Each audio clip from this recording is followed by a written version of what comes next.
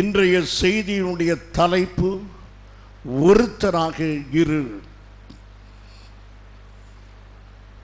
அப்போஸ்தலர் நடபடிகள் 27ஆம் அதிகாரம் 37ஆம் வசனம். கப்பலில் 276 பேர் இருந்தோம்.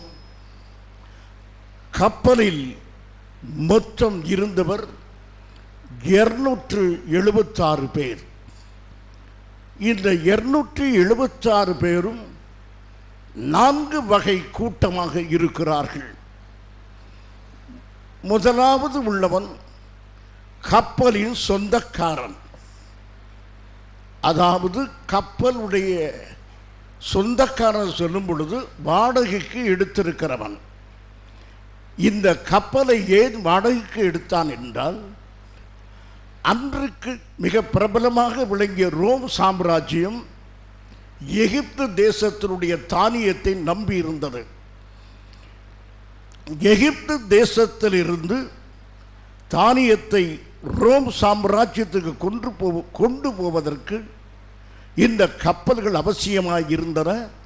இந்த கப்பலை விசேஷமாக ரோம் சாம்ராஜ்யம் கவனித்து சலுகைகள் கொடுத்து இந்த கப்பலை கொண்டு வந்து கொண்டிருந்தது. அப்பேற்பட்ட ஒரு கப்பல் ஒன்றில் உள்ள மனிதன்தான் இந்த கப்பல் சொந்தக்காரனும் அவனை சார்ந்தவளும். இது ஒரு கூட்டம்.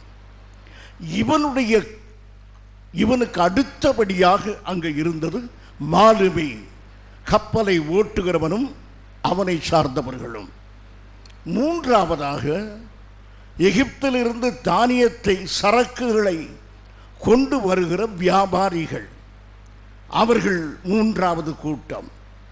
நாலாவது 100க்கு அதிபதியும் அவன் கொண்டு வந்த கைதிகளும் ரோம் நாட்டிலே விசாரணைக்காக கொண்டு போகப்படுகிறார்கள். இப்படி 4 வித கூட்டத்தை சார்ந்தவர்கள் தான் அந்த 276 பேரும். கப்பலுக்கு பயங்கரமான சேதம் உண்டாகும் பொழுது கப்பல் சொந்தக்காரன் என்று சொல்லப்படுகிற அவனுக்கு ஒரு கவலை. எப்படி போய் நான் பதில் சொல்லுவேன்? கப்பலை இழந்து போனால் வாடகைக்கு எடுத்தேனே, என்னை பதிலை சொல்வது என்று தன்னை பற்றி கவலைப்பட்டு கொண்டிருந்தான். மாலுமி இப்படி காற்றடித்து கொண்டிருந்தால், கப்பல் வழிதப்பி போனால் எப்பொழுது கரை சேர்வது, எப்படி இந்த கப்பலை பத்திரமாக செலுத்துவது, எவ்வளவு நேரம் ஆகுமோ என்று அவன் தன்னை குறித்து கவலைப்பட்டு கொண்டிருந்தான். சரக்குகளை கொண்டு வந்த வியாபாரிகள் இந்த சரக்குகளை இழந்து போனால் பெரிய நஷ்டமாய்விடுமே, முதலாளிக்கு என்ன பதில் சொல்லுவோம் என்று தங்களை குறித்து கவலைப்பட்டு கொண்டிருந்தார்கள். 100க்கு அதிபதி இந்த கைதிகள் தப்பிவிட்டால் நான் என்ன பதிலை போய் சொல்லுவேன், என்ன காரியத்தை செய்வது என்று அவன் தன் அதிகாரிகள் நிமித்தமாக தன்னை குறித்து கவலைப்பட்டு கொண்டிருந்தான். ஆம் பிரியமானவர்களே, இந்த 4 வகை மக்களும் தங்களை குறித்து, தங்கள் சொந்த பிரச்சனையை குறித்து கவலைப்பட்டு கொண்டிருக்கும் பொழுது, அந்த கப்பலில் இருந்த ஒரே மனிதனாகிய பரிசுத்த பவுல் மாத்திரம் வித்தியாசமான எண்ணம் உடையவனாய் இருந்தான். அப்போஸ்தலர் நடபடிகள் 27ஆம் அதிகாரம் 10ஆம் வசனம். மனுஷரே, நீ இந்த யாத்திரையினாலே சரக்குக்கும் கப்பலுக்கும் மாத்திரமல்ல, நம்முடைய ஜீவனுக்கும் வருத்தமும் மிகுந்த சேதமும் உண்டாகும் என்று காண்கிறேன் என்று சொல்லி காண்கிறேன். ஒவ்வொருவரும் தங்கள் பிரச்சனைகளை கவனித்துக் கொண்டிருக்கும் பொழுது, பரிசுத்த பவுல் மாத்திரம் எல்லாருடைய பிரச்சனையும் கவனிக்கிற மனிதனாக இருந்தான். ஒவ்வொருவரும் தங்களை குறித்து கவலைப்படும் போது கப்பலில் உள்ள அனைவரையும் குறித்து கவலைப்பட்டு அனைவரையும் தப்பி வைக்க வழியை தேடின மனிதன் பரிசுத்த பவுல். ஆகவே பவுல் அந்த 276 பேரில் ஒருவனாக அல்ல, 75 பேருக்கு ஒருவனாக இருந்தான். இந்த சபையிலே ஒவ்வொருவரும் தனித்தனி பிரச்சனையோடு வந்திருக்கிறீர்கள். ஒரு தனி பிரச்சனை, என் பண பிரச்சனையை எப்படி நான் சந்திப்பது, என் குடும்ப பிரச்சனையை எப்படி சந்திப்பது, என் வாழ்க்கையின் நெருக்கங்களிலிருந்து எப்படி தப்புவது, இந்த வியாதியை எப்படி சமாளிப்பது, இப்படி தனித்தனி பிரச்சனையோடு உட்கார்ந்து இந்த பிரசங்க மேடையில் இருந்து என் சொந்த பிரச்சனைக்கு ஒரு விடுதலை வருமா என்று ஒரு மீனுக்காக கொக்கு காத்திருப்பது போல காத்திருக்கிற மக்களும் சபையிலே உண்டு. இந்த 4 வகை கூட்டத்தாரும் தங்கள் சொந்த பிரச்சனைக்காக கப்பலில் உட்கார்ந்திருக்கிறார்கள். அந்த கப்பலில் மற்றவர்களை குறித்த பாரம், மற்றவர்களை குறித்த கரிசனை, மற்றவர்களை குறித்த தரிசனம் உள்ளவராக ஒரே ஒரு மனிதனாகிய தேவ மனிதன் பவுல் இருந்தார். அதுபோல நீங்கள் உங்கள் சொந்த பிரச்சனைக்காக சபையில் அமர்ந்திராதபடி, சொந்த பிரச்சனைக்காக கிறிஸ்துவில் அமர்ந்திராதபடி, வேலூர் மாவட்டம் ரட்சிக்கப்பட வேண்டும், தமிழ்நாடு ரட்சிக்கப்பட வேண்டும், இந்தியா தேசம் தேவனை அறிய வேண்டும் என்று எல்லா மக்களையும் குறித்த ஒரு பாரம் உள்ளவர்களாய் நாம் இருக்க வேண்டும். வேலூர் பட்டணத்துள்ள மக்களில் ஒருவர் அல்ல, வேலூர் பட்டணத்துக்கு ஒரு மனிதனாக இருக்க வேண்டும். இந்த சபையில் உள்ளவர்கள் ஒருவனாக அல்ல, ஒருத்தியாக அல்ல, இந்த சபைக்கு ஒருத்தியாய் ஒருவனாக இருக்கும்படியாக கர்த்தர் நல்ல தரிசனங்களை தருவாராக. கூட்டத்தில் ஒருவர் அல்ல, கூட்டத்துக்கு ஒருவர். அந்த தரிசனம் உள்ளவர்களாக கர்த்தர் நம் யாவரையும் இந்த காலை வேளையிலே மாற்றுவாராக.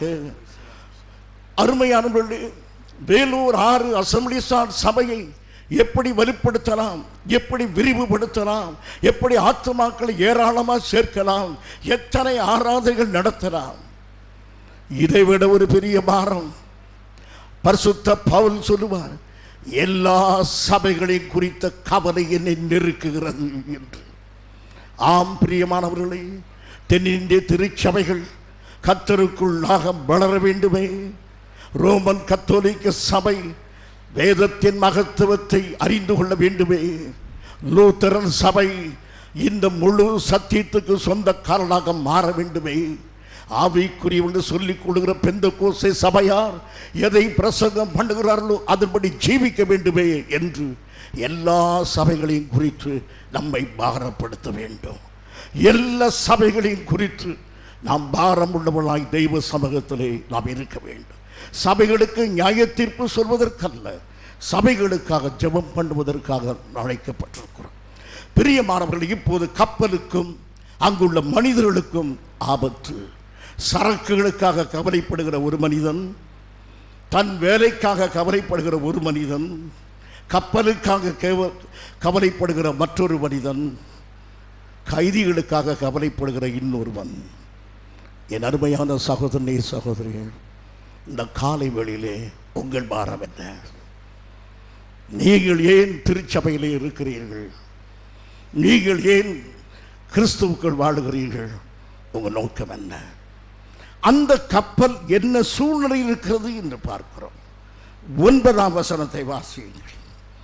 27. வெகு காலம் சென்று உபவாச நாளும் கழிந்து போனபடியினாலே இனி கப்பல் யாத்திரை செய்கிறது மோசத்திற்கு ஏதுவாய் இருக்கும் என்று பவுல் அவர்களை நோக்கி சொன்னான். பிரியமானவர்களே, அந்த கப்பலில் பிரயாணம் பண்ணி வருகிறவர்கள் ஏற்கனவே பழக்கம் உள்ளவர்கள். கப்பல் பிரயாணம் அவளுக்கு பழக்கம், கடலை பற்றிய அறிவு அவளுக்கு நன்றாக தெரியும். இவ்வளவு அறிவும் ஆற்றலும் அனுபவம் உள்ள அவர்கள் தான் கப்பலில் இருக்கிறார்கள். கப்பல் கடந்து போகும்போது பவுல் யோசிக்கிறார், ஆவிக்குரிய மனிதர் யோசிக்கிறார், உபவாச நாள் கடந்து போகிறது. உபவாச நாள் எது? The Atonement Day. அந்த நாள் எப்போது வரும்? செப்டம்பர் மாதம் மத்தியிலும் அக்டோபர் மாதத்திலுமாக அந்த உபவாச நாட்கள் இருக்கின்றன. இப்போது செப்டம்பர் மாதம் கடந்து போவதை பவுல் அறிந்து அக்டோபர் மாதத்தில் பிரயாணமாகிறோம். கடல் அமைதியிலாகிறாது. உபவாச நாள் முடிந்து விட்டது. செப்டம்பர் பாதி நாட்கள் முடிந்து விட்டன. இனி கடல் அமைதியாகிறாது, காற்றடிக்கும், பிரயாணம் பத்திரமாய் போக முடியாது. எதற்கு? உபவாசம் முடிந்ததனால் அல்ல, செப்டம்பர் மாதம் வந்து விட்டது என்பதனாலே அதை சொல்லுகிறார். ஆகவே காலநிலை சரியில்லை, ஆபத்து வரும் என்று பரிசுத்த பவுல் கண்டார். இது இயற்கையாக அவருடைய அறிவு. அதை கண்ட பிறகு ஆவியானவர் அவருக்கு சொல்லுகிறார். பிரியமானவர்களே, நம்முடைய அறிவையே பயன்படுத்தக்கூடாது என்று வேதம் சொல்லவில்லை. ஆனால் அறிவையே சார்ந்திராதீர்கள். அறிவினாலே ஒரு செய்தியை பெற்றான் பரிசுத்த பவுல். ஆபத்து இருக்கிறது, இந்த கப்பல் பத்திரமாக போகாது என்று கண்டான். அதன் பிறகு ஆவியானவர் அவனுக்கு சொல்வதை 10ஆம் வசனத்தில் சொல்லுகிறார். வாசியுங்கள் மறுபடியும். மனுஷரே, இந்த யாத்திரையினாலே சரக்குக்கும் கப்பலுக்கும் மாத்திரமல்ல, நம்முடைய ஜீவனுக்கும் வருத்தமும் மிகுந்த சேதமும் உண்டாயிருக்கும் என்று காண்கிறேன் என்று சொல்லி அவர்களை எச்சரித்தான். எல்லாருக்கும் ஒரு எச்சரிப்பின் செய்தியை கொடுத்தான். வருத்தமும் சேதமும் உண்டாகும், நம்முடைய உயிருக்கே ஒரு ஆபத்து வரப்போகிறது என்பதை பரிசுத்த பவுல் எச்சரித்தான். தேவ மனித என்ன சொல்லுகிறான்? உங்கள் எல்லாருக்கும் வருத்தமும் சேதமும் உண்டாகும் என்று எனக்குள்ளே ஒரு உணர்வு இருக்கிறது என்று சொல்லவில்லை.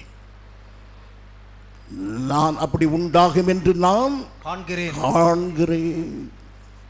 தரிசனமுள்ள கண்கள். என் பிரியமான சகோதரனே, சகோதரியே, உங்களுக்கு பிரகாசமுள்ள மனக்கண்களை கர்த்தர் தருவாராக. உங்கள் வீட்டில் அடுத்து என்ன சம்பவிக்கும் என்பதை உங்களுக்கு தேவன் காட்டும்படியான பிரகாசமுள்ள மனக்கண்களுக்காக ஜெபம் பண்ணுங்கள். யாரோ ஒருவர் ஜெபித்து எனக்கு சொல்லுவார் என்று இரவல் மனிதனை ஓடி போகிற பழக்கத்தை என் சபையே நீ நிறுத்திவிட்டு முழங்காலை ஊண்டி தாழ்த்தி ஜெபித்து, என் கர்த்தரே எனக்கு பிரகாசமுள்ள மனக்கண்களை தாரும், என்ன சம்பவிக்கும் என்பதை அறியும்படியான ஒரு அறிவை, ஆற்றலை எனக்கு தாரும் என்று தெய்வ சமூகத்திலே ஜெபம் பண்ணுவோம். பரிசுத்த பவுல் அந்த கப்பலிலே ஒரே ஒரு மனிதன் அந்த ஜனங்களுடைய பாதுகாப்பை கரிசனையாய் எடுத்தான். ஒரு ஆபத்து வருகிறது என்பதை அவன் அவளுக்கு உணர்த்தினான். பிரியமானவர்களே, ஆவியில் வளர்ந்தவர்களே, நீங்கள் இவ்விதமான எச்சரிப்பை குடும்பத்திலே கொடுக்கிறீர்களா? சபையில் மூத்தவர்களே, இன்ன பிரச்சனை சபையை சந்திக்கும் என்று சபையை எச்சரிக்கிறீர்களா? தரிசனம் உள்ள கண்களோடு இருக்கிறோமா? அது சந்தைக்கு வருவது போல சபைக்கு வந்து போகிற மக்களாக இருக்கிறோமா? பிரியமா, ஒரு நாள் எலிசாவின் வேலைக்காரன் எழுந்து சுற்றி பார்த்ததும் பயந்து அலறி நிற்கிறான். ஐயோ, எங்கு பார்த்தாலும் ஆபத்தை பார்க்கிறேன் என்று சொன்ன 2 ராஜாக்கள் 6ஆம் அதிகாரம் 15ஆம் வசனம். தேவனுடைய மனுஷனின் வேலைக்காரர் அதிகாலமே எழுந்து வெளியே புறப்படுகையில், இதோ இராணுவமும் குதிரைகளும் ரதங்களும் பட்டணத்தை சுற்றி கொண்டிருக்க கண்டான். அப்பொழுது வேலைக்காரன் அவனை நோக்கி, ஐயோ என் ஆண்டவனே, என்ன செய்வோம் என்றான். அவருடைய மாம்ச கண்களினாலே பார்த்த பார்வை அவனை நடுங்க வைத்தது. என் பிரியமான சகோதரனே, சகோதரியே, நீங்கள் சந்திக்கிற பிரச்சனைகள், வியாதிகள், பட கஷ்டங்கள், எதிர்ப்புகள், ஏமாற்றங்கள் உங்களை நிலைக்குலிய வைக்கலாம். உங்களை அறியாமலே வாயிருந்து ஐயோ என்று சொல்லக்கூடிய ஒரு பரிதாபமான நிலைக்கு நான் தள்ளப்படலாம். அந்த சமயத்தில் தேவ மனிதர் ஒன்றை சொல்லுகிறான். கவனியுங்கள், 16ஆம் வசனம். அதற்கு அவன், பயப்படாதே, அவர்களோடு இருக்கிறவர்களை பார்க்கிலும் நம்மோடு இருக்கிறவர்கள் அதிகம் என்றான். அவர்களோடு இருக்கிறதை பார்க்கிலும் நம்மோடு இருப்பது அதிகம் என்றான். அதை சொல்லி அவன் ஜெபம் பண்ணுகிறான், இவனுடைய கண்கள் திறக்கப்பட வேண்டும் என்று. ஆம் பிரியமானவர்களே, பிரச்சனைகளை, கடுமையான பிரச்சனைகளை சந்திக்கும் போது உங்களது முதல் ஜெபம், ஆண்டவரே, இந்த பிரச்சனையிலே உம்முடைய சித்தம் என்ன என்பதை நான் காணும்படி எனக்கு பிரகாசமுள்ள மனக்கண்களை தருவீராக. ஆமென். இதுதான் உங்களுடைய ஜெபமாக இருக்க வேண்டும். விடுதலைக்கு ஓடுவதற்கு முன்பு முழங்கால் படியிட்டு இந்த கடும் பிரச்சனையிலே உம்முடைய சித்தம் என்ன? இந்த பண நெருக்கடியிலே உம்முடைய சித்தம் என்ன? இந்த வியாதியினுடைய கொடூரத்திலே உம்முடைய சித்தம் என்ன? இந்த பிரயாணத்தில் உம்முடைய சித்தம் என்ன என்று தேவ சித்தத்தை காணும்படி பிரகாசமுள்ள மனக்கண்களை கர்த்தர் தர வேண்டும். பரிசுத்த பவுலுக்கு அந்த பிரகாசம் உள்ள மனக்கண்களை கர்த்தர் கொடுத்தபடியினாலே அந்த 275 பேருக்கும் அவர் ஆசீர்வாதமாக இருந்தார். நீங்கள் இந்த சபைக்கு ஆசீர்வாதமாக இருப்பீர்களா? குடும்பத்துக்கு ஆசீர்வாதமாக இருப்பீர்களா? உங்கள் பள்ளிக்கூடத்திலே, உங்கள் மருத்துவமனையிலே தேவ பிள்ளைகளாக இருக்கிற நீங்கள் பிரகாசமுள்ள மனக்கண்களினாலே தேவனது சித்தத்தை வெளிப்படுத்துவர்களாக இருப்பீர்களா? அப்படியானால் நீங்கள் பாக்கியவான். உங்களை பெற்றிருக்கிறது ஸ்தாபனம் பாக்கியம் உள்ளது. நீங்கள் வேலை செய்கிற இடம் ஆசீர்வாதம் உள்ளது. என்ற தேவ மனிதர்கள் நீங்கள் அங்கே நடமாடுகிறீர்கள். தேவ மனிதர்கள் அங்கு இருக்கிறீர்கள். இப்படி இருக்கும் பொழுது பவுல் சொல்லி முடித்த உடனே 11ஆம் வசனம் வாசிங்கள். 100க்கு அதிபதி பவுலினால் சொல்லப்பட்டவைகளை பார்க்கிலும் மாலுமியையும் கப்பல் எஜமானனையும் அதிகமாய் நம்பினான். 100க்கு அதிபதி ரோம அதிகாரி அங்கு இருக்கிறவன், பவுலே சும்மா இரு, ஒரு ஆபத்து வராது. ஏனென்றால் மாலுமி கப்பலை ஓட்டுகிறவன் சொல்லுகிறான், ஒரு ஆபத்து வராது. கர்த்தர் சொல்லுகிறார், இந்த வியாதி கடுமையாகும். ஆகாது. டாக்டர் சொல்லியிருக்கிறார் பயப்படாது என்று. டாக்டர் சொல்வதல்ல, கர்த்தர் சொல்வதை கவனியுங்கள். டாக்டரை குறைத்தும் நான் மதிப்பிடவில்லை. தேவன் ஒன்றை சொல்லும்போது எந்த மனிதனுடைய வார்த்தையும் அல்ல, தேவனது வார்த்தை. ஆபத்து வரும் என்று பவுல் சொல்கிறான். அவள் இந்த கைதிக்கு என்ன தெரியும்? இந்த கைதி என்ன சொல்வது? கப்பலின் மாலுமி திறமை உள்ளவன், அனுபவம் உள்ளவன். அவன் சொல்லுகிறான் ஒரு ஆபத்து வராது என்று. கப்பல் சொந்தக்காரன் சொல்லுகிறான் ஒரு ஆபத்து வராது. The experts in sea voyage, அவர்கள் கப்பல் பிரயாணத்திலே மிகுந்த அனுபவம் உள்ளவர்கள். நாம் அவருடைய வார்த்தையை கேட்போம் என்றால், பிரியமானவர்களே, இதுதான் மனிதனுடைய பலவீனம். ஆண்டவர் நம்மோடு பேசும்போது சூழ்நிலையின் சத்தத்தை நம்புகிறோம், சந்தர்ப்பத்தின் சத்தத்தை நம்புகிறோம். கர்த்தர் என்ன சொல்லுகிறார்? இல்லை, சூழ்நிலை இப்படி இருக்கிறது, சந்தர்ப்பம் இவ்வளவு இருட்டாக இருக்கிறது. என் அருமையான சகோதரனே, சந்தர்ப்பம் சூழ்நிலை ஒரு சத்தத்தை எழுப்பினாலும் தேவன் எந்த சத்தத்தை எழுப்புகிறார்? சூழ்நிலையும் சந்தர்ப்பமும் பாதுகாப்பு என்று சொல்லும்போது, கர்த்தர் ஆபத்து என்று சொல்லும்போது நீங்கள் ஆபத்து தான் என்பதை எண்ணி பாருங்கள். சூழ்நிலையும் சந்தர்ப்பம் மரணம் என்று சொல்லும்போது கர்த்தர் ஜீவன் என்று சொல்வாரானால் நீங்கள் ஜீவனையே நம்புங்கள். கதவு அடைக்கப்படுகிறது என்று சூழ்நிலை சொல்லுவானால் கர்த்தர் உங்களிடத்தில் கதவு திறக்கப்படும் என்று சொல்வாரானால் திறக்கப்படும் கதவையே நம்புங்கள். வேலை கிடைக்காது என்று சூழ்நிலை சொல்லும் போது கர்த்தர் என்ன சொல்லுகிறார் என்பதை கவனியுங்கள். அருமையானவர்களே, திருமணமே நடக்காது இனி உனக்கு என்று சூழ்நிலை சொல்லும் போது கர்த்தர் என்ன சொல்லுகிறார் என்பதை கவனியுங்கள். ஆகவே தேவன் சொல்வதை அவர்கள் நம்பாதது போல நீங்களும் நம்பாமல் போய்விடாதீர்கள். அருமையானவர்களே, 8ஆம் வசனத்தை வாசியுங்கள்.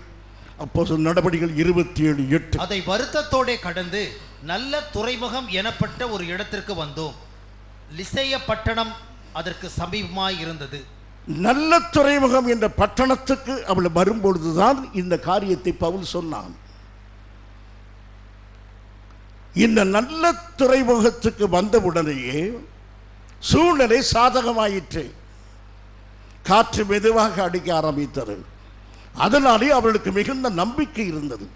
அந்த நம்பிக்கையினாலே தான் சொல்லுகிறார்கள் பவுல் சொல்வது நடக்காது. ஏனென்றால் சூழ்நிலை அவளுக்கு வித்தியாசமாய் பேசுகிறது. அமைதியான கடல், கொந்தளிக்காத கடல், மெதுவாக வீசுகிற அலைகள், அதை பார்த்து பழகி இருக்கிற மக்கள் பிராணச்சேதம் வரும் என்று சொல்கிறானே, இதை நம்ப மாட்டோம் என்றார்கள். காரணம் என்ன? சூழ்நிலையை நம்புகிறார்கள். பிரியமானவர்களே, சூழ்நிலை நமக்கு அனுகூலமாய் இருப்பது பெரிய காரியம் அல்ல. கர்த்தர் நம்மோடு அனுகூலமாய் இருக்கிறாரா என்பதுதான். என் பிரியமான சகோதரனே, சகோதரியா, உங்கள் வாழ்க்கை பிரச்சனை சூழ்நிலைகள் விரோதமாக கொந்தளித்து எழலாம். பயப்படாதீர்கள். இந்த கொந்தளிக்கும் கடலுக்கும் மத்தியிலே என் கர்த்தர் எனக்கு அனுகூலமாக இருக்கிறாரா, என் கர்த்தர் எனக்கு என்ன சொல்கிறார் என்பதை மாத்திரம் கவனியுங்கள். பரிசுத்த பவுல் மூலமாக சொல்லப்பட்ட வார்த்தைகளை அவர்கள் அன்றைக்கு நம்பவில்லை. இப்போது கப்பலானது சென்று கொண்டிருக்கிறது. கீழ்ப்படியாமையின் பிரயாணம். தேவ வார்த்தையை அலட்சியம் பண்ணி இப்பொழுது பிரயாணம் நடந்து கொண்டிருக்கிறது. கர்த்தருடைய வார்த்தையை தள்ளி, தேவ ஆலோசனை தூர தள்ளி, தொடர்ந்து இந்த ஜூன் மாதம் 27ஆம் தேதியை சந்தித்த அருமையான பிள்ளைகளுக்கு நான் சொல்லுவேன். கர்த்தருடைய வார்த்தைக்கு கீழ்ப்படிந்து நடக்கிற தேவ பிள்ளைகளுக்கும் நான் சொல்லுகிறேன். அப்போஸ்தலர் நடபடிகள் 27ஆம் அதிகாரம் 14ஆம் வசனம். கொஞ்ச நேரத்துக்குள்ளே யூரோக்கிலிதோன் என்னும் கொடுங்காற்று அதில் மோதிற்று. இந்த யூரோக்கொலிதான் என்ற காற்றை சொல்ல முடியாவிட்டால், ஏன்னா அதை சொல்லி பார்த்தா ஈரோக்கொலை அப்படின்னு கேட்கும். வேண்டாம், நீங்கள் வடகிழக்கு காற்று, வடகிழக்கு காற்று தான் அப்படி சொல்லப்படுகிறது. இந்த வடகிழக்கு காற்று மிக பலமாக வீச ஆரம்பிக்கிற காலம். இந்த காற்றை கண்டதும் அவளுக்கு மிகுந்த பயம் உண்டாயிற்று. என் பிரியமான சகோதரனே, சகோதரியே, உன் வாழ்க்கையில் கடுமையான பிரச்சனை இன்றைக்கு ஏற்பட்டிருக்கிறது.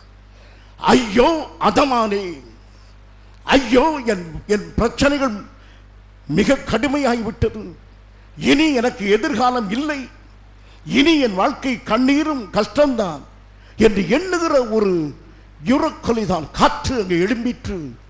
உங்களுக்கு சொல்லுகிறேன், இந்த காற்றை அங்க வரவிட்டது அன்பின் தேவனாகிய நம்முடைய கர்த்தர்.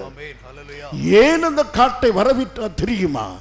பரிசுத்த பவுலை தன்னுடைய வேலைக்காரன் என்று, தேவ ஊழியக்காரன் என்று மகிமைப்படுத்தவும், அந்த ஜனங்களுக்கு தெய்வம் மீது நம்பிக்கை வரவும், தேவ வல்லமை வெளிப்படவும் அந்த காற்றை கர்த்தர் எழுப்பினார். லாசரு மரித்து போவதற்கு தேவன் கொடுத்த காரணம் என்ன? மார்த்தாடும் மரியாடும் அழுது பழகுவதற்கு அல்ல, தேவ நாம மகிமைப்படுவதற்காக. அவை உங்கள் வீட்டிலும் பிரச்சனைகள் அதிகமாக ஒரே காரணம், தேவன் தனது நாமத்தை மகிமைப்படுத்த போகிறார். தேவ வல்லமை வெளிப்பட போகிறது. எத்தனை பேர் விசுவாசிக்கிறீர்கள்? ஹல்லேலூயா. தேவன் தன் மகத்துவங்களை வெளிப்படுத்துவார். ஆகவே இந்த கடுமையான காற்று எழும்பவே தேவ வல்லமை வெளிப்படும்படியாக தேவனும் அந்த காற்றுக்கு பின்னால் இருந்து கிரியை செய்தார். அருமையான பிள்ளை, அங்கு பவுல் தேவ மனிதன் தான் என்பதை நிரூபிப்பது, அவன் சாதாரணமான கைதி அல்ல. பார்க்கும் பொழுது பவுல் சாதாரண ஒரு கைதியாக இருக்கிறான். எல்லாரும் அவனை பார்க்கும்போது பாவம், ஒரு கைதி ரோம் நாட்டில் என்ன செய்ய போகிறார்களோ, என்ன பாவம் செய்தானோ என்று அவனை குறித்து பல விமர்சனங்கள். பொதுவாக தெரியாததை குறித்து நாம் அதிகமாய் பேசுகிறோம் அல்லவா? ஆகவே அறியாத காரியத்தை குறித்து 1000 தீர்ப்புகள். ஆகவே அவனை குறித்தும் பல காரியங்களை சொல்லியிருப்பார்கள். திடீரென்று கர்த்தர், இவன் சாதாரண கைதி அல்ல, இவன் என்னுடைய தாசன், அவன் மூலமாக நான் மகிமைப்படுவேன் என்று கர்த்தர் ஒரு சூழ்நிலையை கொண்டு வருகிறார். உங்கள் வாழ்க்கையிலும் மிக சாதாரணமாக இருக்கிற உங்களை கொண்டு உலகம் உங்களை சாதாரணமாக எண்ணுகிறது. உங்கள் வேலை ஸ்தலத்திலே நீங்கள் சாதாரணம், very ordinary manager, very ordinary teacher, very ordinary nurse, but you are God's man, you are God's woman. ஆகிய அதை கர்த்தர் நிச்சயமாக நிரூபிப்பார். அப்பொழுது உங்கள் வேலை ஸ்தலம் ஒரு நிர்வாகியை மாத்திரமல்ல, ஒரு ஆசிரியை மாத்திரமல்ல, ஒரு நர்ஸை மாத்திரமல்ல, ஜீவன் உள்ள தேவனை உங்கள் முன்பாக காண்பார்கள். மகத்துவங்களை தேவன் வெளிப்படுத்துவார், அவருடைய நாமம் மகிமைப்படும். ஆகவே ஒரு வேலை ஸ்தலத்தில் வேலைக்காக மாத்திரம் நீங்கள் வைக்கப்படவில்லை, தேவ நாம மகிமைக்காக நீங்கள் வைக்கப்பட்டிருக்கிறீர்கள். விசுவாசிக்கிறீர்களா? கர்த்தருடைய நோக்கம் நிறைவேறுவதற்காக வைக்கப்பட்டிருக்கிறீர்கள். இந்த கப்பலிலே வியாபாரத்துக்காக வந்தவர்களும் உண்டு, சபைக்கு வியாபாரத்துக்காக வந்தவர்களும் உண்டு, ஊழியத்துக்கு வியாபாரத்துக்காக வந்தவர்களும் உண்டு, சுய நோக்கத்துக்காக வந்தவர்கள் உண்டு. ஆனால் தேவ மனிதனாகிய பவுல் மாத்திரம், நீ ஏன் இங்கே இருக்கிற? God's appointment. என் தேவன் என்னை இந்த கப்பலில் வைத்திருக்கிறார். எதற்காக? ரோம் நாட்டிலே ராஜாக்களுக்கு முன்பு நான் தேவனை பற்றி சாட்சி கொடுக்கும்படியாக என் கர்த்தர் இந்த கப்பலில் வைத்திருக்கிறார். இதுதான் பவுல் அங்கே இருப்பதனுடைய நோக்கம். பவுல் அங்கே வந்ததின் நோக்கம், வெளிப்படையான காரியம் இது. அவன் கைது செய்யப்பட்டிருக்கிறான், கைதியாக வந்து கொண்டிருக்கிறான். ஆனால் உண்மையான நோக்கம் என்ன? பரலோகத்தினுடைய அம்பாசிடர். அவன் பரலோகத்தின் பிரதிநிதியாக உட்கார்ந்திருக்கிறான். என் பிரியமான சகோதரனே, சகோதரியா, நீங்கள் அதை உணர்கிறீர்களா? நீங்கள் சாதாரணமாக அல்ல, தேவனது பிரதிநிதிகளாக இருக்கிறீர்கள் என்பதை விசுவாசியுங்கள். உங்கள் பிரயாணத்திலோ, உங்கள் வாழ்க்கையினுடைய பல்வேறு வேலைகளிலோ சூழ்நிலைகளிலோ நீங்கள் தேவனது பிரதிநிதிகளாக இருக்கிறீர்கள் என்பதை மறந்துவிடாது. இப்போது கப்பல் பிரயாணத்தில் கடுமையான சூழ்நிலைகள் உண்டாகிவிட்டன. 20ஆம் வசனத்தை வாசி. அநேக நாளாய் சூரியனாவது நட்சத்திரங்களாவது காணப்படாமல் மிகுந்த பெருங்காற்று மழையும் அடித்துக் கொண்டிருந்தபடினால இனி தப்பி பிழைப்போம் என்னும் நம்பிக்கை முழுவதும் அற்று போயிற்று. இப்பொழுது மாலுமி மௌனமாகிவிட்டான். கப்பல் சொந்தக்காரர் வாய்மூடி அமர்ந்து விட்டான். சரக்குகளை காப்பாற்ற இருந்தவர்கள் கப்பல் கவிழ்ந்து விட்டது, கன்னத்தில் கை வைத்து அமர்ந்து விட்டார்கள். எல்லாருக்கும் பிரச்சனை, எல்லாருடைய நம்பிக்கைகளும் அற்று போய்விட்டன. தீமை வருகிறது, சாவு வருகிறது, எல்லாவற்றையும் இழக்கப் போகிறோம் என்று இருண்ட நேரத்தை எதிர்பார்க்கிறார்கள். வானத்தில் நட்சத்திரங்களோ பகலிலே சூரியனோ தோன்றவில்லை. இதய வானத்திலே நம்பிக்கை நட்சத்திரங்கள் தோன்றவில்லை. காலை உதய சூரியன் எழவில்லை. அவருடைய இருதயத்தில் காரிருள் சூழ்ந்திருக்கிற வேளை அவருடைய மனதிலே பல போராட்டங்கள். முடிவு நெருங்குகிறது. நாங்கள் சாகப் போகிறோம், என் முடிவு நெருங்குகிறது. இந்த தண்ணீரே எங்களுக்கு கல்லறையாக போகிறது. வாட்டர் கிரேவ், இந்த தண்ணீரிலே மடிய போகிறோம் என்று சொல்லும் பொழுது திடமனதாயிருங்கள் என்று அவர்களுக்கு ஆறுதல் சொல்லக்கூடிய மனிதன் அப்போஸ்தலனாகிய பவுல். அந்த கப்பலிலே நம்பிக்கைகள் எல்லாம் இழந்து போற வேளையிலே ஒரே ஒரு மனிதர் மாத்திரம் எழுந்து நின்று திடமனதாயிருங்கள் என்று ஜனங்களுக்கு சொல்லுகிறதாய். காரணம் என்ன? அவன் தேவ மனிதன். பிரியமானவர்களே, உலகத்தில் ஜனங்கள் ஐயோ ஐயோ என்று அலையலாம், பிரச்சனையை கண்டு மனம் பதறி நிற்கலாம். என் அருமை சகோதரனே, அந்த பரிதாப கூட்டத்தில் நீ ஒருவனாக இருக்கக்கூடாது. ஐயோ மரணம் வருகிறது என்று கலங்கி நின்ற கூட்டத்தில் ஒருவனாக பரிசுத்த பவுல் இல்லை. அந்த கலங்கிய கூட்டத்துக்கு ஆறுதல் சொல்கிற அந்த கூட்டத்துக்கு ஒருத்தனாக பவுல் இருந்தது போல கலங்கி தவிக்கிற மக்களுக்கு ஆறுதல் சொல்லக்கூடிய ஒரு மனுஷனாக நீங்கள் இருக்க வேண்டும், ஒரு மனுஷியாக இருக்க வேண்டும். இருப்பீர்களா? கலங்கி தவிக்கிற மக்களோடு சேர்ந்து கலங்கி தவிக்காதீர்கள். அவன் ஐயோ என்று சொல்ற நீங்கள் ஐயோ என்று சொல்லுகிற கூட்டமாக இராதபடி அவனுக்கு ஆறுதல் சொல்லக்கூடிய கூட்டமாயிருங்கள், அவனை தேற்றுகிற கூட்டமாயிருங்கள், திடமனதாயிருங்கள் என்று சூழ்நிலை சொல்லவில்லை. மாலுமி இதுவரைக்கும் பேசினானே, இப்போது மாலுமியே கேப்டன், கப்பல் பத்திரமா போகுமா?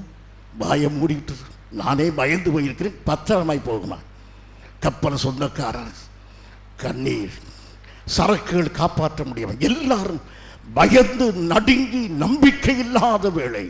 என் பிரியமான சகோதரனே, சகோதரியா, ஆஸ்பத்திரியில் வெளியே உட்கார்ந்து கண்களிலே கண்ணீரோடு என்னாகமோ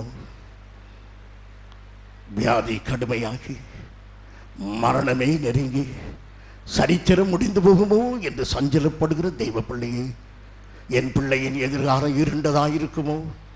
சஞ்சல பள்ளத்தாக்கை என் பிள்ளைகள் கடந்து போகுமோ? என் மகனுடைய எதிர்காலம் நம்பிக்கையற்ற ஒரு கப்பலை போல வழி தப்பி போய்விடுமோ? கண்ணீராகத்தான் நான் என் சரித்திரத்தை இந்த உலகத்தில் நான் முடிப்பேனோ? கடைசியாக ஏமை கதவுகளை நான் மூடும்போது துக்கமும் துயரமும் வேதனையுமாய் என் சரித்திரம் முடியுமோ? என் அருமையான தேவ பிள்ளையே, சூழ்நிலைகள் வித்தியாசமாய் விட்டன, நம்பிக்கைகளே இல்லாதபடி போய்விட்டன. நீ கவனிக்க வேண்டிய ஒன்று, கர்த்தர் என்ன சொல்லுகிறார், தேவன் என்ன சொல்லுகிறார் என்பதை கவனியுங்கள். இருண்ட வேளையில் நமக்கு வெளிச்சம் தருவது அவருடைய வேத வசனம் மாத்திரமே ஆகினால் வசனத்தை நம்புங்கள், வேதத்தை வாசியுங்கள், வேதத்தின் மகத்துவங்களை அறியுங்கள். அருமையானவர்களே, எல்லா நம்பிக்கைகளும் இழந்திருக்கின்றன. இப்போது கப்பலில் என்ன நடக்கிறது? 17ஆம் வசனம். அதை அவர்கள் தூக்கி எறிந்த பின்பு பல உபாயங்கள் செய்து கப்பலை சுற்றி கட்டி சொறி மணலிலே விழுவோம் என்று பயந்து பாய்களை இறக்கி இவ்விதமாய் கொண்டு போகப்பட்டார்கள். இவை எல்லாம் விசாரமாய் பேச எனக்கு சமயம் இல்லை. உபாயங்கள் செய்தார்கள். எத்தனையோ உபாயங்கள் செய்கிறோம். வியாதியிலிருந்து தப்ப, பணப்பிரச்சனையிலிருந்து தப்ப, சூழ்நிலை நெருக்கடியிலிருந்து தப்பி வைக்கப்படு நாம் பல வழிகளை மேற்கொள்கிறோம். ஒன்றும் பயன் தரவில்லை. மருத்துவம் பயன்படவில்லை, பிரயாசங்கள் பயன்படவில்லை. எல்லாமே வித்தியாசமாயிருக்கிறது. 18ஆம் வசனம். மேலும் பெருங்காற்று மழையில் நாங்கள் மிகவும் அடிபட்டபடினால மறுநாளில் சில சரக்குகளை கப்பலில் எறிந்தார்கள், கடலில் எறிந்தார்கள். சரக்குகளை கடலில் எறிந்தார்கள். கடையில் அல்ல, கடலில். கடையில் எறியத்தான் புறப்பட்டார்கள். ஆனால் முடியாதபடி கடலில் எறிய வேண்டியதாயிற்று. அருமையானவர்களே, இப்போது அடுத்த உபாயம், மனிதன் தன் மனதை சரக்குகளை வெளியே போட்டுவிட்டு எளிதாக்குவது போல மனிதனும் மனது தனக்குள்ளே தன்னை தேற்றிக் கொள்கிறார்.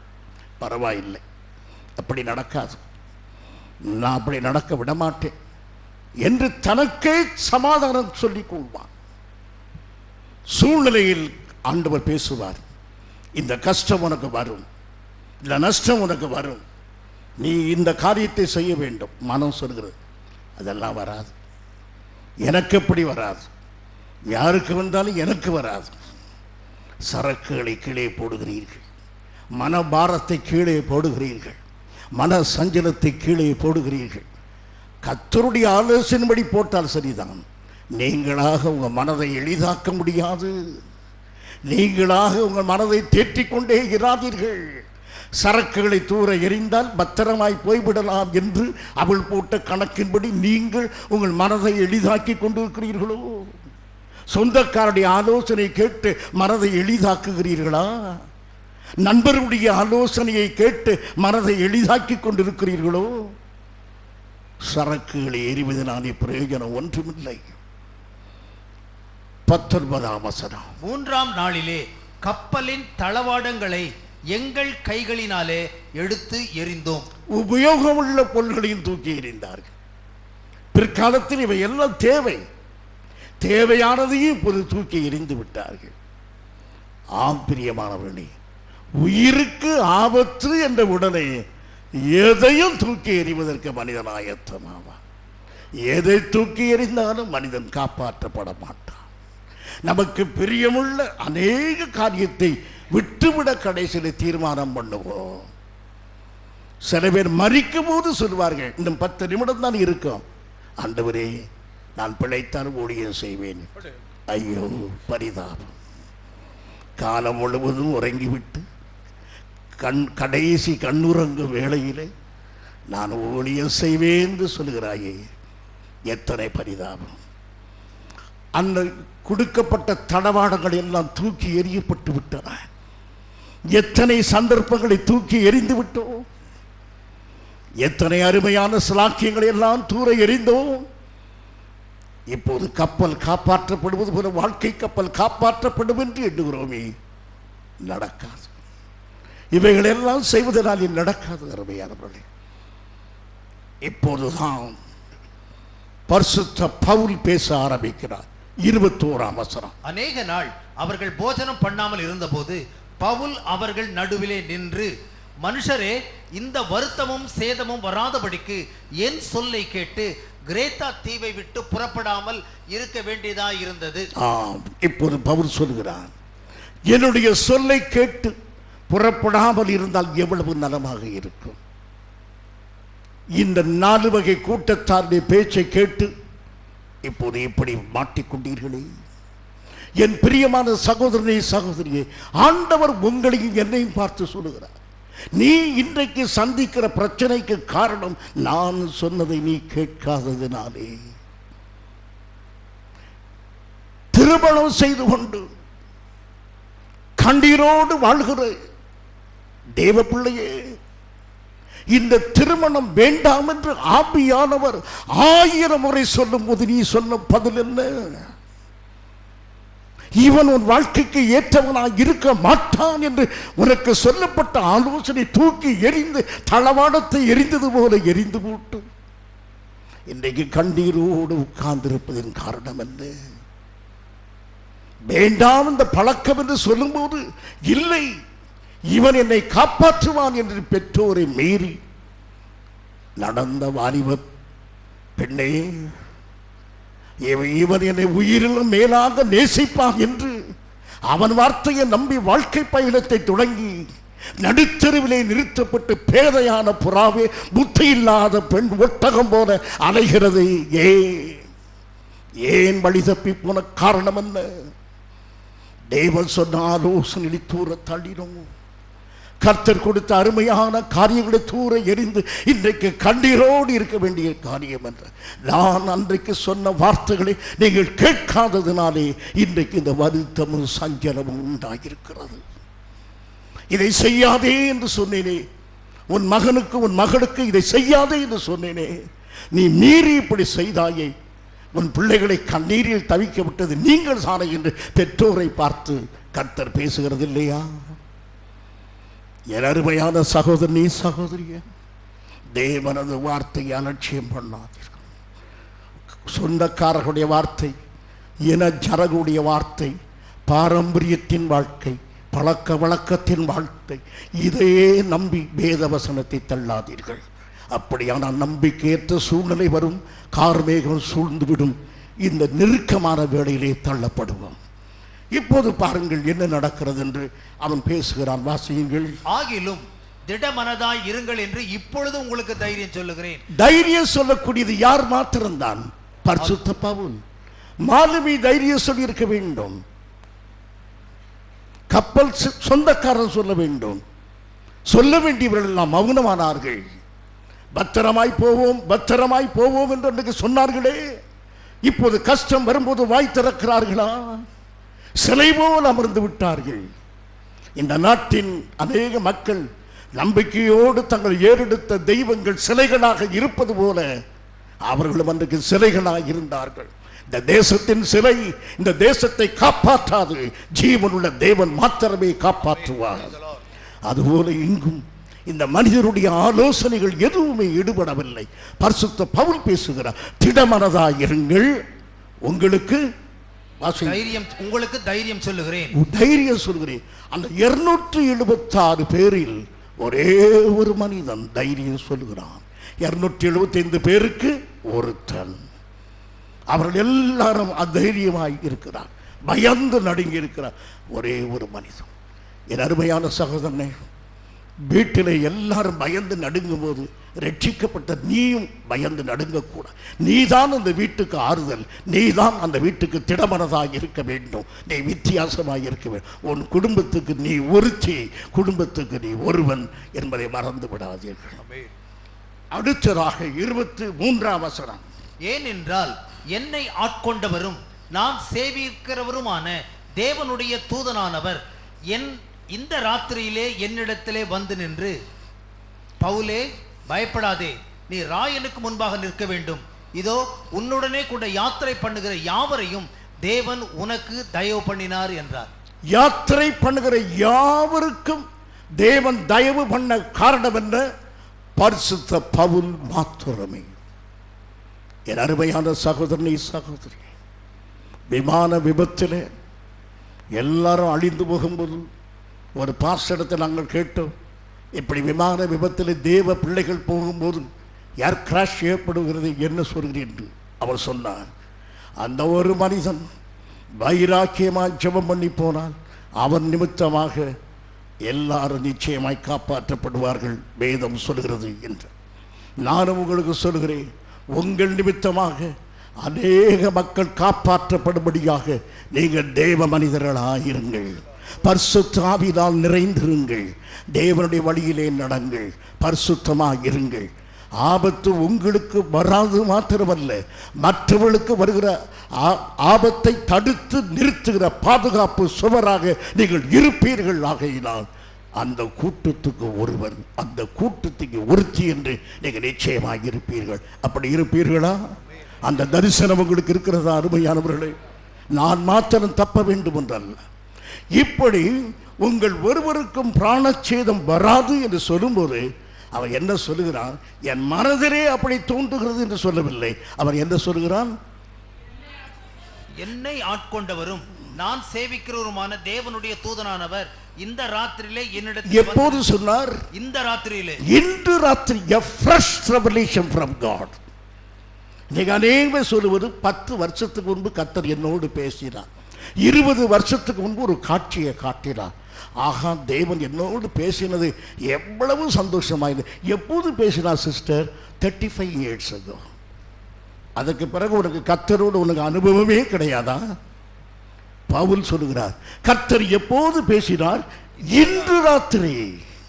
அப்படியானா என்ன அர்த்தம்? காலை வேளையிலே பேசினார். a fresh revelation. இப்போது பேசினதை உடனே சொல்லுகிறான். நமக்கு எதுதான் இப்போது வேணும்? காலையில் சுட்ட இட்லினா இப்போது வேண்டும். அந்த ரெவலேஷன் புதிதாக வேண்டாமா? தேவ வெளிப்பாடு நமக்கு புதிதாக வேண்டாமா? the fresh revelation from Paul. இன்று ராத்திரியிலே கர்த்தர் என்னோடு பேசினார். உங்களோடு கர்த்தர் சமீபமாக பேசியிருக்கிறாரா? தேவன் உங்களோடு பேசுகிறது உண்டா இந்த நாளிலே? சில சமயம் அருமையானவர்களே, சில பேர் ஒரு பெண்ணிடத்தில் கேட்டேன், உங்கள் அப்பாவிடம் நீ பேசாமலே இருக்கிறியே, ஏன் கோபமா? ஏன் காலையிலிருந்து பேசவில்லை? காலையிலிருந்து மட்டுமல்ல, பல வருஷங்கள் ஆயிட்டீங்க அப்பாவோடு பேசி. நாங்கள் பேச மாட்டோம். பிரியமானவர்களே, உறவுகள் முறிந்து போன நிலைமை இருக்கிறது. Fresh relationship. அதுபோல நம்ம எத்தனை பேர் ஜெபம் பண்ணி இருப்போம். அப்பாவுக்கு சாப்பாடு வைப்பார்கள், அப்பாவுக்கு ட்ரெஸ் எடுத்து போடுவார்கள். ஆனால் அப்பாவோட என்ன செய்ய மாட்டார்கள்? பேச மாட்டார். அப்பா கேட்பார், ட்ரெஸ் எல்லாம் எடுத்து போட்டோம், சாப்பாடு ரெடியாகும். A beautiful language. யாருமையான அதுதான் ஜெபமும். ஆண்டவரோடு பேசுகிறது. ஆண்டவர்கிட்ட கேட்போம், ஆண்டவரே என்ன சொல்லுகிறீங்க? அதுதான் அப்பாவுக்கு கோபம். அப்பா பேசவில்லை. பவுலுக்கு காலையிலே கர்த்தர் பேசிவிட்ட, பவுலே நீ ரோமாபுரிக்கு வர வேண்டும். உன்னை காப்பாற்றினால்தான் நீ வர வேண்டும். உன்னை காப்பாற்றுவதற்கு இத்தனை பேரையும் காப்பாற்றுவேன்.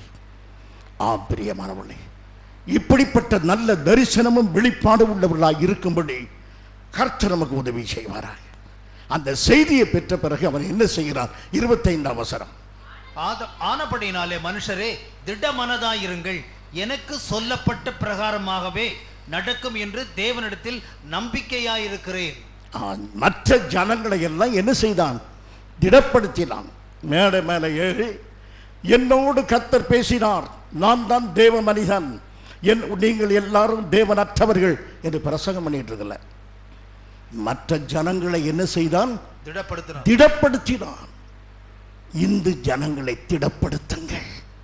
விக்கிரகத்தின் முன்பு மண்டியிட்டு அந்த கல்லை பார்த்து என்னை காப்பாற்று என்று கண்ணீர் இருக்கிற அவனை பார்த்து விக்கிரக ஆராதனைக்காரர்கள் யாவரும் நரகத்தில் பங்கடைவார் என்று சொல்வதற்கல்ல, கண்ணீரோடு ஜெபம் பண்ணு, அவன் மனதை திடப்படுத்து, தேவன் பக்கம் அந்த இருதயத்தை திருப்பு. சகோதரனே, எங்கு அவன் திடப்படுத்துகிறான். பயப்படாதீர்கள், கலங்கி போகாதீர்கள், ஒன்றும் உங்களுக்கு ஏற்படாது. இருதயத்தை தேற்றுகிறார். ஒரு தாய் தேற்றுகிறது போல பரிசுத்த பவுல் அங்கு தேற்றுகிறார். நீங்கள் அப்படி தேற்றுகிறீர்களா? எத்தனையோ பேர் ஆலோசனைக்காக உங்களிடத்தில் வந்து தேம்பி தேம்பி ஆளுவார்களே. உங்கள் பெற்ற மகள் பிரச்சனையோடு இருக்கும்போது நீங்கள் கடிந்து கொள்கிறீர்களா? தேற்றுகிறீர்களா? உங்கள் மகன் கண்ணீரோடு இருக்கும்போது எனக்கென்ன என்று சொல்கிறீர்களா? தேற்றுகிறீர்களா? உங்கள் மருமகள் உங்களோடு வந்து நின்று கண்ணீர் மருகு நிற்கும் ஒரு தாய் உள்ளத்தோடு என்னம்மா என்று தேற்றுகிறீர்களா, அல்லது எங்கேயோ இருந்து வந்தவுடன் என்று கதவடைக்கிற இருதயம் உடையவர்களாக இருக்கிறோம்? ஆற்றுங்கள், தேற்றுங்கள். தாயை போல இருக்கிற பரிசுத்த பவுலை போல திடமனதாகிரு மகனே, திடமனதாகிரு மகனே, ஒன்றும் ஏற்பட்டு விடாது, சேதம் ஏற்படாது, கர்த்தர் காத்துக்கொள்வார் என்று நீங்கள் திடப்படுத்துங்கள். அவ்விதமாக இருக்கு. கப்பல் இன்னும் தத்தளித்துக் கொண்டிருக்கிறார்.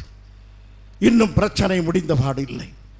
இப்பொழுதுதான் நீங்கள் கவனிக்க வேண்டும். அப்பொழுது கப்பலாட்கள் கப்பலை விட்டு ஓடி போக. கப்பலாட்கள் யாரு? கப்பல் சொந்தக்காரனுடைய ஆட்கள். கப்பலை வாடகைக்கு எடுத்தவன், வியாபாரத்துக்கு வந்தவன், பணலாபம் பார்க்கிறவன், வியாபாரத்துக்கு ஊழியம் செய்கிறவன், பணத்துக்காக ஊழியம் செய்கிறவன். கப்பலாட்கள் வியாபாரத்துக்கு வந்தவர்கள்.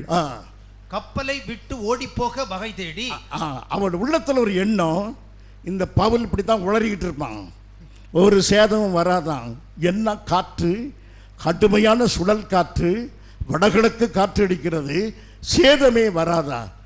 நாம் தப்பி பிழைக்க வேண்டும், தான் தப்பி பிழைக்க வேண்டும் என்று மனதிலே தீர்மானம் பண்ணிக்கொண்டு முன் அணியத்திலிருந்து நங்கூரங்களை போடுகிற நங்கூரங்களை போடுகிறார். நம்ம பார்க்கும்போது அவள் என்ன செய்கிறார்கள்? நங்கூரங்களை போடுகிறார். எதற்காக நங்கூரம் போடுவார்கள்? கப்பலை நிறுத்துவதற்கு. கப்பலை நிறுத்துவதற்காக நங்கூரங்களை எல்லாரும் பார்க்கிறார்கள். ஓ, கப்பலை நிறுத்த போகிறார்கள், நாம் எல்லாரும் தப்பி பிழைக்க போகிறோம். எப்போது ஆகாய விமானம் ஏர்போர்ட்டுக்கு கீழே வந்த லேண்டிங் வரும்போது அப்பாடா ஒரு மனதுக்குடைய திருப்தி, ஜஸ்ட் லேண்டிங் வந்து விடுகிறோம். அதுபோல நங்கூரத்தை போட்ட உடனே எல்லாருக்கும் ஒரு நம்பிக்கை, கப்பலை நிறுத்த போகிறார்கள், கப்பலை நிறுத்த போகிறார். வாசிங்க. நங்கூரங்களை போட போகிற பாவனையாய். நங்கூரத்தை போடல, என்ன செய்திருக்கார்கள்? பாவனை. பாவனை. ஏனென்றால் இன்னும் பொழுது விடியல, இருட்டா இருக்குது.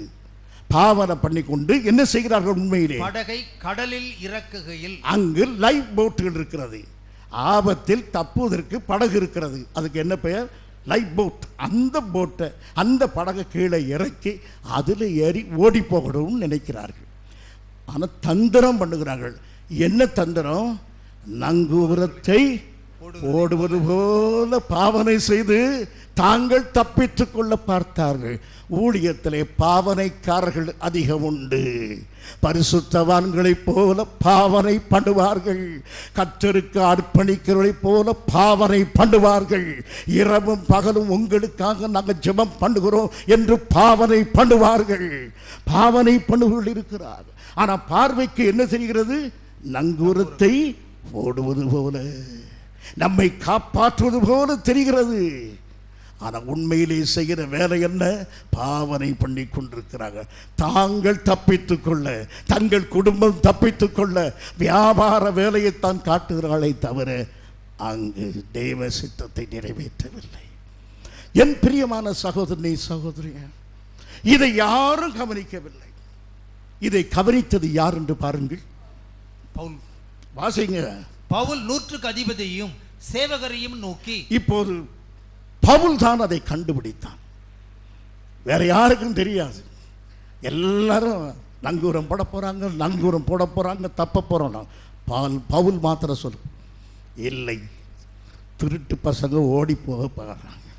இவன் திருடருங்கிற கப்பலுக்குள்ள பக்கம் உள்ள நுழைஞ்சிருக்கிறான். இவன் ஊழியத்துக்கு வந்தவன் அல்ல, திருடன், கொள்ளைக்காரன். தாங்கள் தப்பித்துக் கொள்வதற்கு அவர்கள் வழி பார்க்கிறார்கள் என்பதை கண்டது யாரு? தேவ மனிதன். கண்டு என்ன சொல்கிறான்? இவர்கள் கப்பலில் இராவிட்டால், இவர்கள் கப்பலில் இராவிட்டால் நீங்கள் தப்பி பிழைக்க மாட்டீர்கள். நீங்கள் தப்பி பிழைக்க மாட்டீர்கள். இவர்கள் இருக்க வேண்டும். ஏனென்றால் வேத வசனம் சொல்லி இருக்கிறது, உங்களில் ஒருவருக்கும் பிராணச்சேதம் வராது. அப்படியானால் எல்லாரும் எதனாலே காப்பாற்றப்பட வேண்டும்? வேத வசனத்தினால் மாத்திரமே, கர்த்தருடைய கிருபையினால் மாத்திரமே காப்பாற்றப்பட வேண்டும். இவர்கள் தங்களுடைய ஜீவனை காப்பாற்ற வேத வசனத்தை தள்ளிவிட்டு போவார்கள். ஆனால் தன் ஜீவனை காக்கிறவர்கள் தன் ஜீவனை இழந்து போவார்கள். ஆனால் என் கர்த்தருடைய வார்த்தை நிமித்தமாக ஜீவனை இழந்து போக ஆயத்தமுள்ளவர்களால் கப்பலில் இருப்பீர்களானால் உங்கள் ஜீவன் தப்பும். இதுதான் பரிசுத்த பவுல் சொன்ன வார்த்தை. ஆம் பிரியமானவர்களே, ஆகவே எல்லாரையும் வேத வசனத்துக்குள்ளே கொண்டு வந்தார். பரிசுத்த Pavul brought all the people into the power of the word of God. வேத வசனத்தின் வல்லமைக்குள்ளே அந்த கப்பலை முழுவதும் கொண்டு வந்தார். என் பிரியமான சகோதரனே, உங்கள் வீட்டை வேத வார்த்தையின் வல்லமைக்குள்ளே வைத்திருப்பீர்களா? என் அருமையான சகோதரியே, குடும்ப தலைவியே, உன் குடும்பத்தை வேத வசனத்தின் ஆளுகைக்குள்ளே வைப்பாயா? என் தெய்வ பிள்ளையே, உன்னுடைய நடை உடை பாவனைகள் போக்குவரத்து எல்லாவற்றையும் தேவ ஆளுகைக்குள்ளே வார்த்தையின் ஆளுகைக்குள்ளே வைப்பாயா? அதைத்தான் செய்யலாம். 33ஆம் வசனம். அப்பொழுது பொழுது விடிந்து வருகையில் எல்லாரும் போஜனம் பண்ணும்படி பவுல் அவர்களுக்கு தைரியம் சொல்லி, நீங்கள் இன்று 14வது நாளாய் ஒன்றும் சாப்பிடாமல் பட்டினியாய் இருக்கிறீர்கள். ஆம், மனதை திடப்படுத்தின பிறகு அவளுக்கு என்ன கொடுத்தார்? போஜனம், ஆகாரம் கொடுத்தார். ஆம் பிரியமான, ஆகாரம் கொடுப்பது பெரிய காரியம் அல்ல. ஆகாரம் கொடுப்பதற்கு முன்பு எதை செய்துவிட வேண்டும்? மனதை திடப்படுத்த வேண்டும். சுவிசேஷத்தை அறிவீங்கள், that is the saving gospel. அதன் பிறகு ஆகாரம் கொடுங்கள், that is the social gospel. ரெண்டையும் செய்யுங்கள். நீங்கள் அவர்களுக்கு ஆகாரம் கொடுக்கிற சமூக நற்செய்தியும் அறிவியுங்கள், ஆத்துமாவை காப்பாற்றுகிற தேவனது நற்செய்தியும் அறிவியுங்கள். The saving gospel and the social gospel. Paul preached both in the ship. அந்த கப்பலிலே 2 சுவிசேஷங்களையும் அறிவித்தான். அவருடைய மனதை வேத வசனத்தினால் திடப்படுத்தினான், அவருடைய சரீரத்தை ஆகாரத்தினால் திடப்படுத்தினான். பரிசுத்த பவுல் அந்த கப்பலில் யாவருக்கும் ஒருத்தனாக இருந்தான். 270 பேர் ஒருவர் அல்ல, 275 பேருக்கு ஒருவனாக இருந்தான். நீங்களும் அப்படி இருங்கள். நீங்களும் காப்பாற்றப்படுவீர்கள். உங்கள் மூலமாய் திருச்சபை காப்பாற்றப்படும், உங்கள் மூலமாய் குடும்பங்கள் காப்பாற்றப்படும், உங்கள் மூலமாய் நீங்கள் வேலை ஸ்தலங்கள் காப்பாற்றப்படும். ஸ்தோத்திரம் ஆண்டவரே, நன்றியோடு மை துதிக்கிறோம், மை துதிக்கிறோம், மை துதிக்கிறோம், மை துதிக்கிறோம், மை துதிக்கிறோம். ஆவியானவர் இந்த காலை வேளையில் எங்களோடு பேசின ஜீவனுள்ள வார்த்தைகளுக்காக ஆண்டவரே நாங்களுமே நன்றியோடு கூட துதிக்கிறோம், ஸ்தோத்திரிக்கிறோம் ஆண்டவரே. நாங்கள் எந்த கூட்டத்தில் இருக்கிறோம் என்பதை இந்த கால வேளையில் எங்களை ஆராய்ந்து பார்க்கும்படியாய், கப்பலுக்கு சொந்தக்காரர்களாக இருக்கிறோமா, மாலுமிகளோடு இருக்கிறோமா, அல்லது வியாபாரிகளோடு இருக்கிறோமா, அல்லது ஆண்டவரே கைதிகளை கொண்டு சென்ற 100 அதிபதியோடு இருக்கிறோமா, அல்லது பரிசுத்த பவுலுடைய கூட்டத்தில் இருக்கிறோமா என்று சொல்லி தகப்பனே இந்த காலை வேளையில் எங்களோடு கூட ஆழமாய் பேசி நம்முடைய ஜீவனுள்ள வார்த்தைகளுக்காக ஆண்டவரே நாங்களுமே நன்றியோடு கூட துதிக்கிறோம், ஸ்தோத்தரிக்கிறோம் ஆண்டவரே. இந்த ஜீவனுள்ள வார்த்தைகள் எங்கள் வாழ்க்கையில கடந்து வருகிறது ஆண்டவரே. நாங்கள் எங்களை சரிப்படுத்திக் கொள்ளும்படியாக ஆவியானவர் இந்த காலை வேளையில எங்களை தகுதிப்படுத்தினபடினால் நாங்களுமே நன்றியோடு கூட ஸ்தோத்தரிக்கிறோம். எங்களுக்காய், எங்கள் பொருள்களுக்காய், எங்கள் குடும்பங்களுக்காய், எங்கள் சொந்த காரியங்களுக்காய் நாங்கள் கவலைப்படுகிறோம். இவ்வளவு நாள் நாங்கள் கழித்திருப்போமானால் தேவன் இந்த காலை வேளையிலே பரிசுத்த பவுலை போல 276 ஒருவராக அல்ல ஆண்டவரே, 725 பேருக்கு ஒருவராக பரிசுத்த பவுலை தெரிந்து கொண்ட தேவன் நாங்கள் எங்கள் குடும்பத்திற்கு ஒருவராக, எங்கள் சபைக்கு ஒருவராக இருக்கும்படியாய் தேவன் இந்த காலை வேளையில் எங்களை ஆண்டவரே சரிப்படுத்தினபடினால் உம்முடைய ஜீவனுள்ள வார்த்தைகளுக்காக ஆண்டவரே நாங்களுமே நன்றியோடு கூட துதிக்கிறோம், ஸ்தோத்தரிக்கிறோம், மகிமைப்படுத்துகிறோம் ஆண்டவரே. உலகமோ சமுதாயமோ ஆண்டவரே இயற்கைகளோ எங்களுக்கு என்ன சொல்லுகிறது, மனிதர்கள் எங்களுக்கு என்ன ஆலோசனை சொல்லுகிறார்கள், உறவினர்கள் ஆண்டவரே ஊழியர்கள் என்ன ஆலோசனை சொல்லுகிறார்கள் என்றல்ல, தேவனுடைய வார்த்தை என்ன சொல்லுகிறது என்பதை ஆண்டவரே இந்த நாட்களில் ஆராய்ந்து ஆண்டவரே உம்முடைய வசனங்களுக்கு எங்களை ஆண்டவரை தகுதிப்படுத்தி எங்களை அர்ப்பணித்து ஆண்டவரே உம்முடைய சமூகத்திலே உம்முடைய வார்த்தைகளுக்கு மாத்திரம் நாங்கள் செவி கொடுக்கிறவர்களா இருக்க தகப்பனே எங்களை நீர் தகுதிப்படுத்தினபடினால் நன்றியோடு நாங்கள் உம்மை ஸ்தோத்திரிக்கிறோம் ஆண்டவரே, உம்மை துதிக்கிறோம் தகப்பனே. ஜீவனுள்ள வார்த்தைகளை முதலாவது நாங்கள் ஆத்துமாக்களுக்கு கொடுக்கிறவர்களாய், அவருடைய ஆத்துமா பசியை ஆற்றுகிறவர்களாய், அவருடைய உடல் பசிகளை எங்கள் சபையிலே எத்தனையோ ஏழைகள் ஆண்டவரே முடியாதவர்கள் உண்டு ஆண்டவரே, எங்களால் முடிந்ததை நாங்கள் அவர்களுக்கு செய்ய முன்பதாய் உம்முடைய ஜீவனுள்ள வார்த்தைகளை அவர்களுக்கு கொடுக்கும்படியாய் நாங்கள் வாழ்கிற பகுதியிலே, சபையிலே, சமுதாயத்திலே, குடும்பங்களிலே எங்களை சாட்சியாய் நிறுத்தி ஆண்டவரே மற்றவர்களே ஆண்டவரே 100 பேரில் ஒருவராய், உலகத்தில் ஒருவராய், சமுதாயத்தில் ஒருவராக அல்ல, சமுதாயத்திற்கு ஒருவராய், சபைக்கு ஒருவராய், குடும்பத்திற்கு ஒருவராய் எங்களை தகுதிப்படுத்தி அநேக ஆயிரங்களை உம்முடைய வருகைக்கென்று தகுதிப்படுத்துகிறவர்களா எங்களை இந்த காலை வேளையிலே உம்முடைய வார்த்தைகள் சரிப்படுத்தினதற்காக நன்றியோடு கூட ஸ்தோத்திரிக்கிறோம். எங்கள் தகப்பனார் உம்முடைய கரத்திலே கொடுக்கிறோம். அதிக இந்த வாரம் முழுவதிலும் தொடர்ந்த பிரயாணங்கள் ஆண்டவரே குடும்ப காரியங்கள் எல்லாவற்றிலும் இந்த வேளையிலே தேவரீர் எங்கள் ஜெபங்களிலே நாங்கள் தாங்கினோம். ஜீவனுள்ள வார்த்தைகள் புறப்பட்டு வர தேவநீர் தகுதிப்படுத்தி அவரை பலப்படுத்தி அவருடைய கால்களை பலப்படுத்தினபடினால் நாங்களுமே நன்றியோடு கூட துதிக்கிறோம், சோத்தரிக்கிறோம். ஆண்டவரே, நாங்கள் ஒரு வியாபாரத்தோடு உம்முடைய சமூகத்திலே வந்தோம். ஆண்டவரே, பிரச்சனைகளை, கவலைகளை, வியாதிகளை உம்மிடத்திலே கொடுத்து விட்டு உம்முடைய ஆசீர்வாதங்களை பெற்றுக்கொள்ளும்படியாக நாங்கள் கடந்து வந்தோம்.